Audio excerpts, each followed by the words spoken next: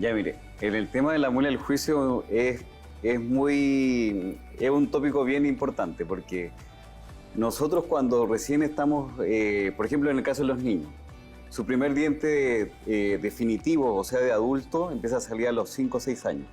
¿Ya? Pero este tipo de muela recién sale a partir de los 16 hasta los 25 años, lo normal, porque en su caso, por ejemplo, fue a mayor edad. Sí. Entonces, en muchos casos, por ejemplo, se puede adelantar su erupción o retrasar su erupción, como en su caso.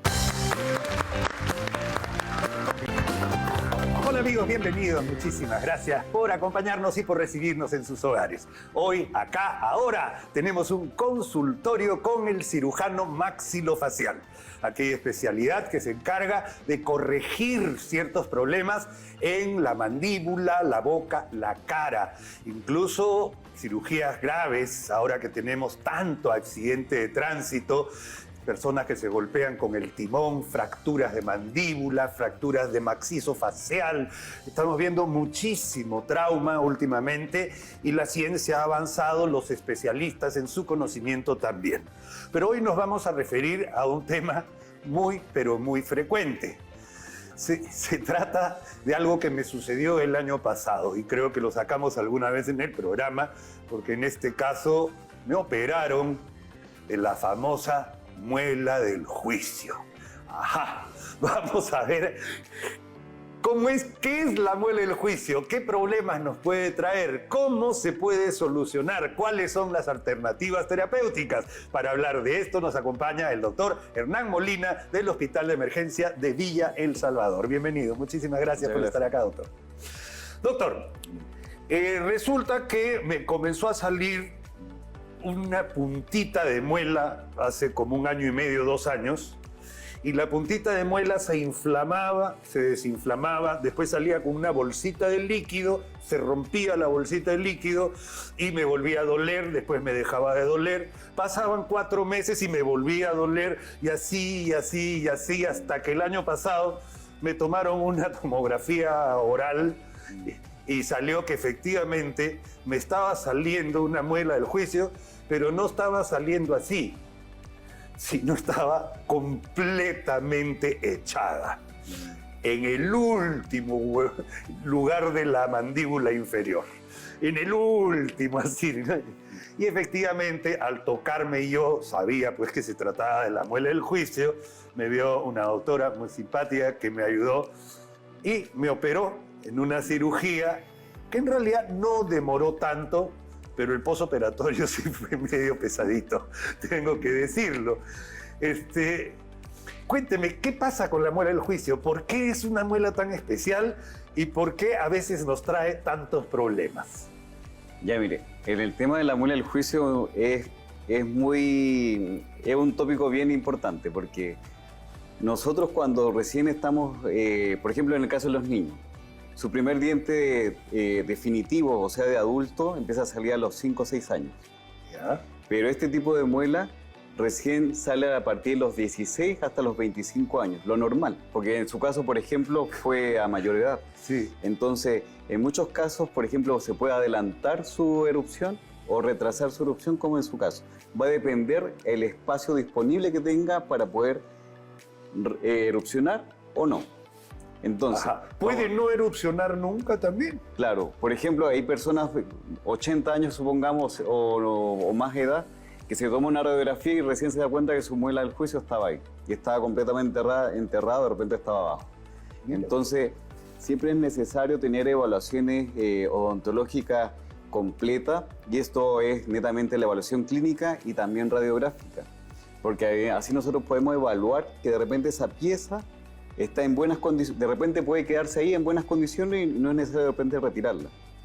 Pero de repente si está ocasionando de repente un problema como el suyo, que ya tenía inflamaciones como periconodaritis, otro tipo de situaciones que puede desencadenar una inflamación mayor o infecciones, es necesario retirarla.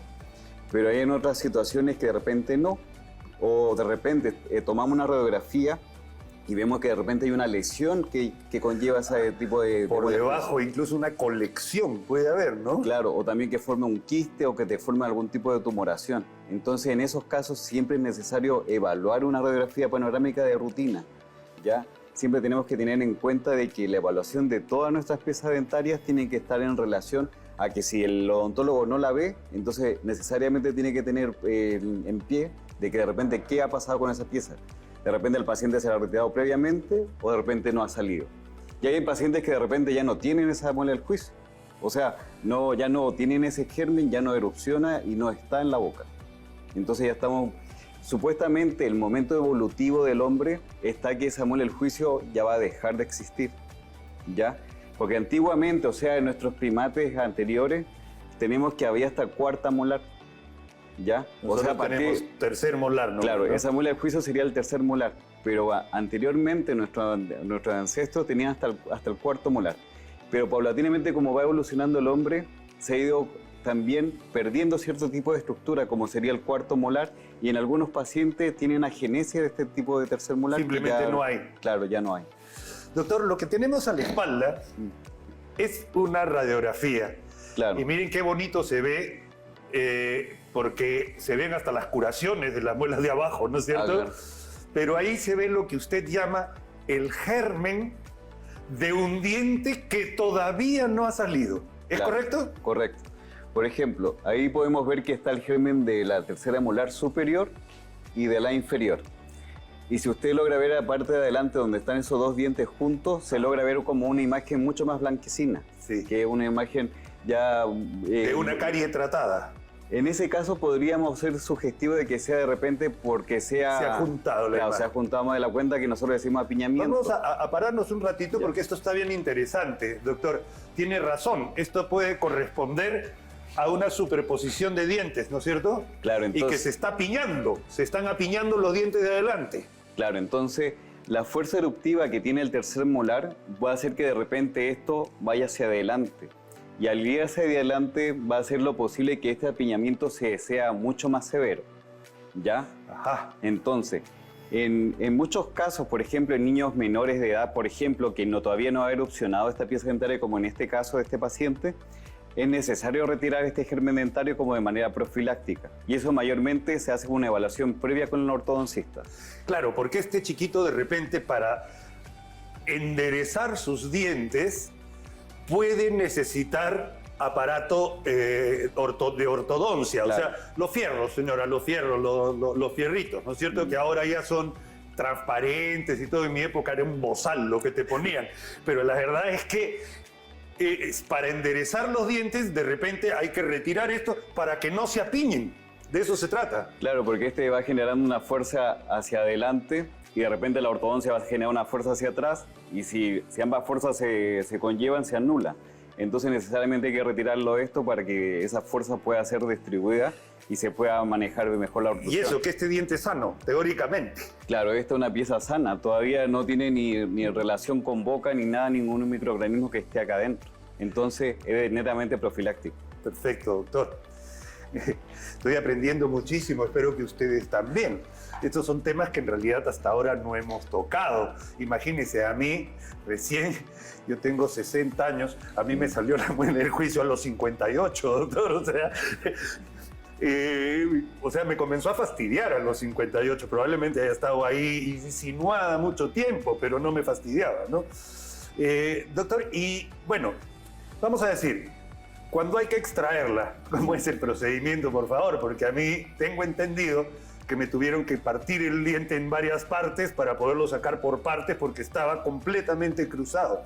¿Es un procedimiento ambulatorio, anestesia local? ¿Qué es lo que se requiere? Ya. Primero se hace una evaluación previa del paciente, en donde se determina, de repente hay pacientes que son muy ansiosos, entonces Claro. ahí elegimos si es que de repente va para una sedación o si el paciente ya es tranquilo o soporta el procedimiento, se hace de manera ambulatoria y local, ¿ya? Entonces, el paciente va a su cita, se hace primero la asepsia antiséptica, o sea, que se colocan todos los campos estériles y se hace la infiltración anestésica. Pero en este caso la anestesia es una anestesia troncular, que quiere decir que se le va a adormecer prácticamente la mitad de la mandíbula y la lengua, la mitad, ¿ya? Entonces, como el diente está de repente dentro de hueso, necesitamos nosotros de repente hacer una incisión y para poder la encía desplegarla de la zona y poder nosotros evidenciar dónde está el hueso y dónde está la pieza dentaria. y eso nosotros vamos a utilizar unos tipos como unos taladros que normalmente utilizan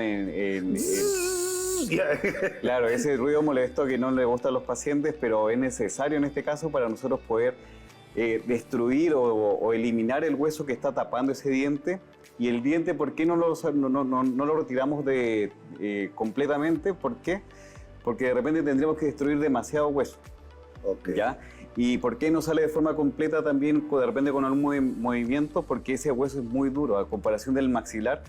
El maxilar es un hueso mucho más esponjoso y la mandíbula un hueso mucho más compacto. Entonces necesitamos destruir ese hueso, cortar el diente en 2, 3 fragmentos lo mayor posible para causar el menor daño posible. Y también es importante eso, ¿por qué? Porque ahí justo pasa un nervio muy importante, muy importante, que se llama el nervio dentario inferior. Si nosotros laceramos ese nervio, la anestesia que tenía aquí el paciente la va a tener de por vida. Entonces por eso es muy necesario evaluar previamente las imágenes, ver en situ cómo está ese nervio y también desplegar la mayor tipo de odontosecciones que nosotros le llamamos para poder retirar por fragmentos esa pieza dentaria y causar el menos daño posible. De acuerdo, amigos, ya lo saben.